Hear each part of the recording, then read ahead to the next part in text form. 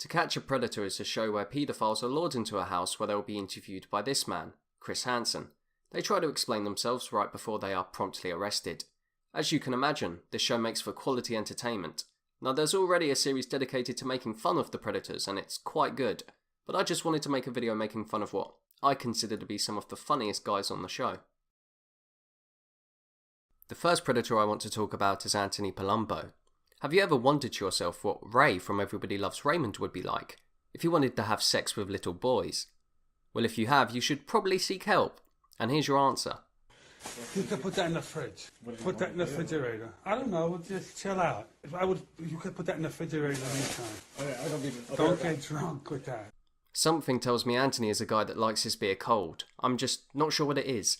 Also, it was very mature of him to tell the kid not to get too drunk. He's out there giving helpful and moral life advice to kids, right before he has sex with them. My excuse to come here, I went to Atlantic City. So why'd you need the cover story to go to Atlantic City? I'll see my brother. Yeah, but who did you have to give that to as a cover story? No, my brother is home, my other brother. Right. And I said, I got to go to Atlantic City. But instead you came here. The Predator explains that he plans to go to Atlantic City to meet his brother, Robert presumably, even though that he had literally just explained to the decoy that that was his cover story, and he knows Chris heard at least some of that. Funnily enough, this is one of the smarter Predators as well. How old are you? 39. 39. You said you were 35 online. 35. 39. We find out later he's actually 46. Well, it's a good thing he lied about his age. A 46-year-old wanting to have sex with a 14-year-old boy is creepy, but 39? That's debatable. Now Chris is about to reveal the sexual stuff Anthony has said, showing clear intent. I want you to just take a guess at what Anthony's defense will be. Did I ask that? I don't remember that. Are you top or bottom? I'm horny, you say. I was just fooling around. Well, if you're just fooling around, then why were you so concerned about knowing whether or not he was a cop? Just joking. Just joking. That's right. It's just a prank, bro. Genius. He was just joking around. He was just having fun. What an intelligent excuse. I'm going to have to rank him above Einstein in terms of IQ, but just below the average Rick and Morty fan. I don't want to go too far now. I would have probably put this individual in the video anyway, given the material I already have, but it's what he says next, which is what solidifies his name in Predator history.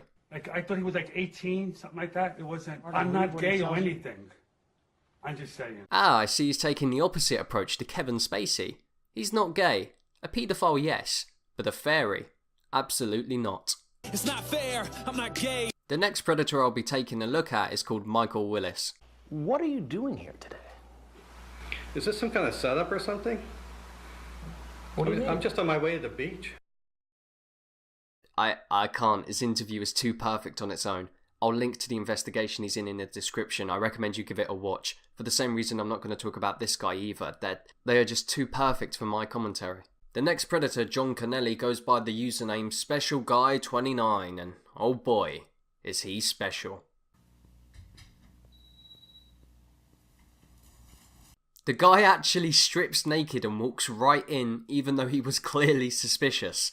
I can't actually put into words how stupid a person has to be in order to do this, but then again, I don't think it needs explaining. And don't worry, the stupidity is far from over.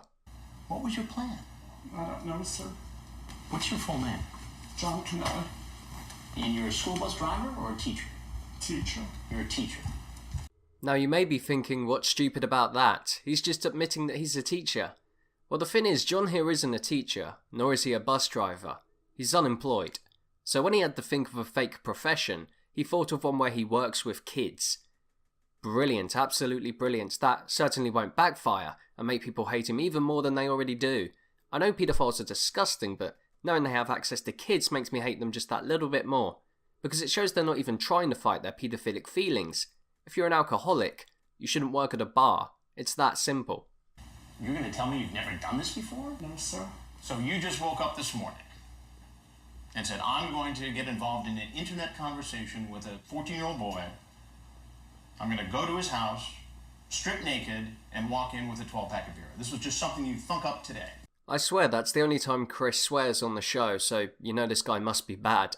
Needless to say, I agree with Chris. I don't think this is John's first attempt at sleeping with a kid. I'm sorry, sir. I'm sorry, it doesn't cut it. What had happened? What would have happened, John, if I wasn't here? I probably would have chickened out, sir. That's right, he would have chickened out. Never mind the fact that he had the balls to strip naked before he entered the house. No, deep down he's just a massive pussy that wouldn't do nothing. You'll notice throughout, this guy apologises more than David Tennant's doctor. I'm sorry. I'm sorry. I'm sorry. I'm sorry. Sorry, I'm so sorry. That's a little Doctor Who joke for any Whovian degenerates watching this video. Now, because this is only the second investigation, the guy doesn't get arrested afterwards. However, that's not to say nothing interesting happens after his interview. Oh, it does. This guy leaves our house, shirtless, holding most of his clothes. And less than 24 hours later, there he is in a chat room trying to make a date with another young teenage boy. We couldn't believe it, but it was the same screen name, same everything.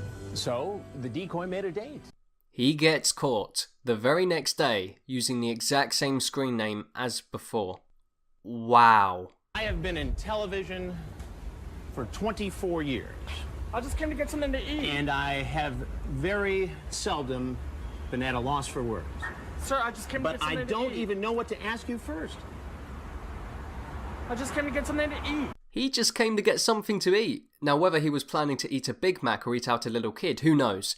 It's a mystery that will be taken to his grave. But I'm sure John here has a good excuse, a solid reason for his actions. Because I had a family breakdown. Meaning what exactly?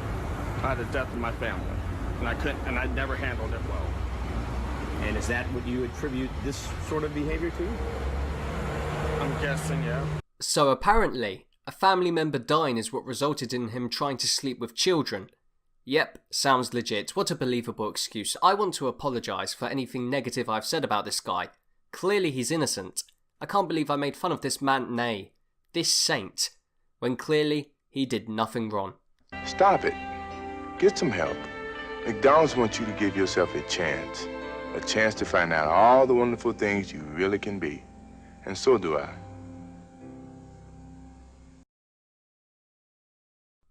The next predator, Marvin Lacan, is... oh, for crying out loud, he is naked. How did these guys keep falling for this? It's getting kind of ridiculous. What are you doing? Making a mistake. Making a mistake. Marvin made a mistake. A little bit of a whoopsie-daisy. It's no big deal. What was your plan with the cat? I don't know, I was just being stupid with that. The cat? The whipped cream? You want the girl to have sex with a cat and use whipped cream? What? Explain that. Oh, did I mention he wanted the decoy to have sex with a cat? It's his finishing move in the next Mortal Kombat game, Bestiality. First time. Yeah, this is the first time, which will never happen again. I can tell you that for now. I was going to make a joke saying he's damn right this won't happen again as he's tackled to the ground and arrested. The thing is though, I can't, because despite his arrest, Marvin never served jail time. He just got 5 years of probation for what is undeniably one of the most disgusting paedophiles on the show. I don't know, maybe the judge was stupid enough to fall for his "this will never happen again" line, who can say?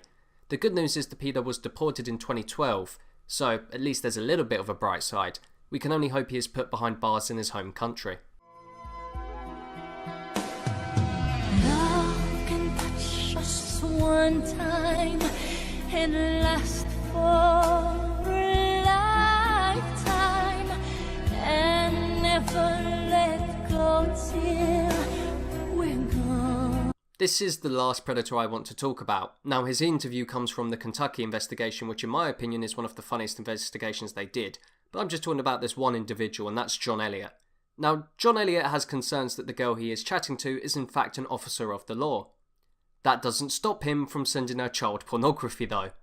At one point, he tells her his hobby is taking pictures of himself masturbating and then sends the decoy some of those shots. That's quite the hobby. Perhaps consider something a bit more mundane like, I don't know, golf. If you want to do something more interesting, there's always crazy golf. Thank you. So what are your plans or what are you thinking? Kissing you. Yeah. I think her reaction there says far more than I ever could. As the decoy presses him, he stops smiling and seems to get suspicious. She asks him about that photo he sent her of the girl receiving oral sex. That picture you sent me with the 14-year-old girl. Was she really 14? Maybe these predators would be a little less suspicious if the people behind the investigation stopped getting the decoys to talk like a detective. So how many times have you done this before? Where did you get the child pornography? Questions like this make guys like that suspicious. Why'd you do it? Well, just everything in my life is it's all screwed up. I've got a bad job. My marriage is not good. That's right. The reason he did this is because he's in a bad place. He's underpaid. His wife never satisfies him. What else is a man to do than sleep with an underage child? That is some flawless logic. Did you bring any condoms?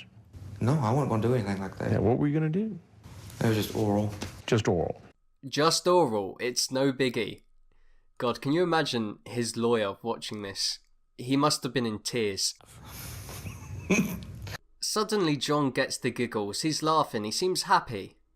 And you're about to find out why. You still think this is all funny? No, I don't know why you're asking me stuff like this. I mean... Well, why do you think I'm curious about all this? I can tell you're a therapist, I know. He thinks Chris Hansen is a therapist. I think we finally stumbled upon someone who is indeed more intelligent than your average Rick and Morty fan. I thought this day would never come, but it's here. Praise Jesus. I mean, not just... You think I'm a therapist? Yeah, by the way, So you think that you came over here to meet this girl and magically a therapist sat down to help you through your problem? I'm not very good at fake laughing, so I'm not going to try and recreate my reaction to the first time I saw this, and the second time for that matter, but rest assured, I was almost in tears. With that, I'd like to wrap things up. These were just some of the predators that I personally found hilarious, but don't worry, if you want to watch the show, there are many, many, many more laughs to be had. Alternatively, if you don't have the time to watch the entire investigations, perhaps consider looking at Mr. Gigi's channel. If you're watching this, you're most likely familiar with his channel as he's far, far bigger than me, but just in case, I'll put a link into the description. With that being said, I hope you have a fantastic day, and that you stay away from underage kids. You know, I just noticed out of the 4 predators I focused on, 2 of them were named John. That's not important, I just thought that was funny.